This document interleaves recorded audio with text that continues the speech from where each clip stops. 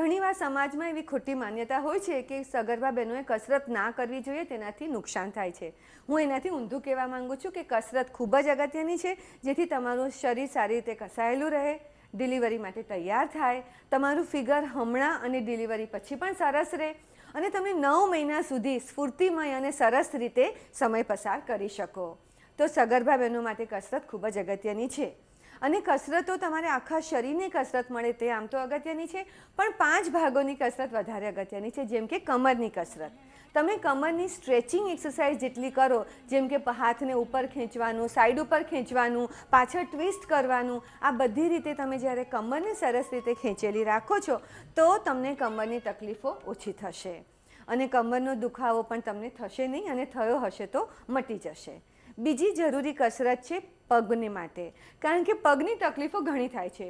કોઈને ક્રેમ્પ્સ આવે છે, કોઈને સોજા આવી જાય છે, કોઈને દુખાવો થાય છે, કારણ કે સગર્ભાવસ્થા દરમિયાન થોડું વોટર રિટેન્શન થાય છે અને થાક પણ જલ્દી લાગી જાય છે.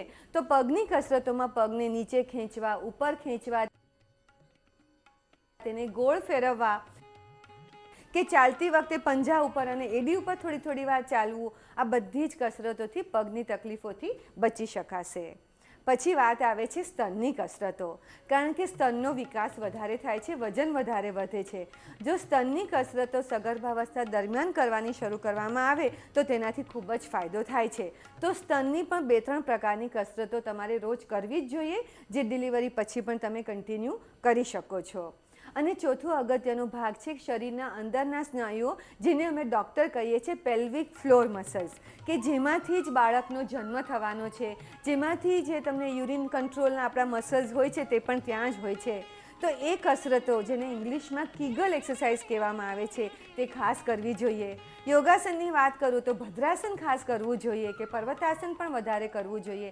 આ બધી જ કસરતો કરવામાં તમને 10 મિનિટ સવારે અને 10 મિનિટ સાંજે એટલો જ સમય થશે, પણ તો જો તમે નિયમિત કસરત કરશો તો તમને ખૂબ જ સ્ફૂર્તિનો અનુભવ થશે, શરીરમાં લોહીનું પરિભ્રમણ સારું થશે, લેબર વખતે પણ તમારું શરીર લેબરની પોઝિશન લેવા માટે તૈયાર હશે અને સાથે સાથે થોડી શ્વાસોચ્છ્વાસની કસરતો પણ સગર્ભા બહેનોએ પ્રેગ્નન્સી દરમિયાન કરવી જોઈએ, જે લેબર વખતે પ્રેક્ટિસ કરવાની ચાલુ રાખી શકાય છે. તો સારું પોસ્ચર રાખવું ખૂબ અગત્યનું છે. સારું પોસ્ચર એટલે આપણે કંઈ પણ કરતા હોઈએ, સૂતા હોઈએ, બેઠા હોઈએ, ચાલતા હોઈએ, ત્યારે આપણા શરીરની પરિસ્થિતિ આપણે કેવી રાખીએ છીએ તેને કહેવાય સારું પોસ્ચર. તો જ્યારે પણ તમે બેસો તો કમર સીધી રાખીને બેસવું જોઈએ, કમરને ઉપરથી નીચે ટેકો મળે તેવી રીતે બેસવું જોઈએ. જો ખુરશી કે સોફો થોડું ઊંડું હોય તો પાછળ નાનો તકિયો પણ મૂકવું જોઈએ.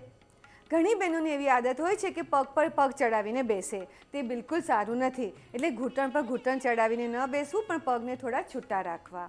આ થઈ બેસવાની વાત. તેવી જ રીતે જ્યારે તમારે સૂવાનું હોય તો કહેવાય છે કે સગર્ભા બહેનોને સીધા સૂવાનું ઓછું ફાવતું હોય છે, કમરમાં તકલીફ પડતી હોય છે. તો જો તમે સીધા સૂતા હો તો તમારા પગના નીચે એટલે કે ઘૂંટણની નીચે નાનો તકિયો કે એક બ્લેન્કેટ વાળીને પણ મૂકી શકો છો, જેથી તમારી કમરને સ્ટ્રેન ઓછું પડશે. પણ 7 મહિના પછી સીધા ન સૂવો તેટલું વધારે સારું છે. સગર્ભા બહેનો માટે પડખે સૂવાનું વધારે સારું હોય છે અને તમે જ્યારે પણ પડખાભર સૂવો તો નીચેનો પગ સીધો રાખવો જોઈએ અને પછી એક પોચો તકિયો શરીરની નજીક ખેંચીને રાખો અને તમારા પેટને તેના પર જાણે ટેકવી દીધું હોય તેવી રીતે રાખો. પછી ઉપરનો પગ હોય તેને થોડો વાળી અને તકિયા ઉપર મૂકી દો, જેથી તમારી કમર ઉપર ઓછું સ્ટ્રેન પડશે અને તમારું જે વધેલું યુટરસ છે, જે વધારે પડતું વજન છે પેટનું, તે પણ નીચેની તરફ ખેંચાઈ નહીં જશે. એટલે તમે છેક સુધી પડખાભર સૂઈ શકશો, તમને ઊંઘ પણ વધારે સારી આવશે.